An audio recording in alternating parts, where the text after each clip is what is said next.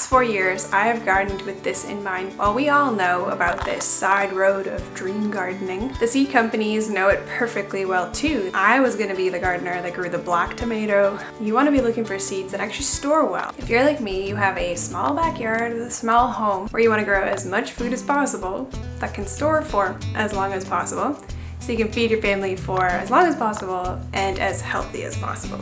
So let's talk about some ideas for small vegetable gardening.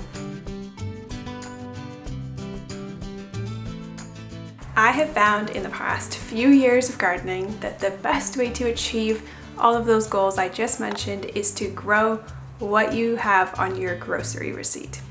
What I mean by that is, look at your grocery receipt. No, really, go look at it and only buy seeds and grow the items that you have listed on that receipt. For the past 4 years, I have gardened with this in mind, and it has helped me stay on track. What do I mean by on track? Well, we all know about this side road of dream gardening. The seed companies know it perfectly well too. They can lure you in with all of these big dreams of growing all these super cool looking crops. You know what I'm talking about. I was gonna be the gardener that grew the black tomato or the pink or yellow carrot. We all do it, I did it, and there's nothing wrong with growing like this. But if you have this mission, like me, to grow as much food as possible that can store for as long as possible so that I can feed my family the healthiest I can for as cheap as possible, I need to stay on track. The reality is I have a small garden. I can't just be growing in excess and my time is limited. And so I have this concrete plan for my small vegetable garden. I'm thinking about staples: onions, garlic, potatoes, pumpkin, squash, carrots, beets. I mean, those are my staples. If you don't eat those things, those are not your staples. So figure out what your staples are. But grow the things that are staples to you. Give the biggest parts of your garden to those things.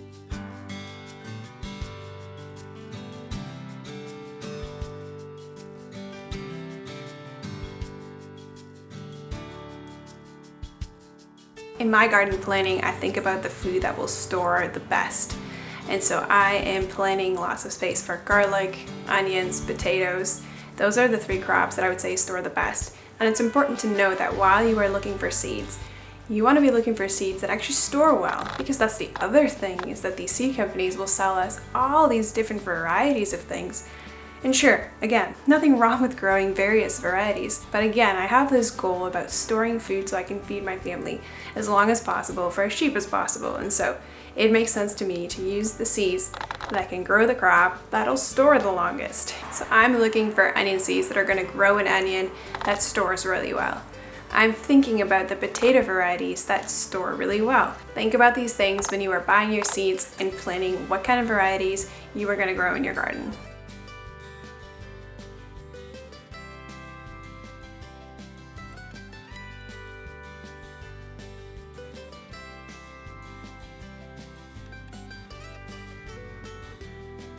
The other aspect is, what other food can you grow that you want to preserve? Preserving is a big deal. And for someone like me who comes from the generation of just buy anything in a can or from the store, thinking about growing something that I actually have to do the work to put in a jar or dry is a big deal and a big time commitment, because it is a time commitment and also because I'm learning lots of these things. So every summer I think about, realistically, what am I going to be able to put away preserving wise. So for me, for the first summer, that looked like learning how to can tomato sauce, and that was it. And the next summer I learned how to can pumpkins with the tomato sauce that I'd learned the prior year, and that was it.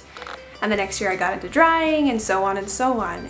Consider these things when you are thinking about what you want to grow, because it's so exciting to grow all the different kinds of things and varieties and have all these plans for what you're going to do with it. But in the heat of summer, when we're all super busy, the reality is that it may just not happen. So if you want to use your space effectively, just like I do, think about these things beforehand and plan your small vegetable garden with this in mind.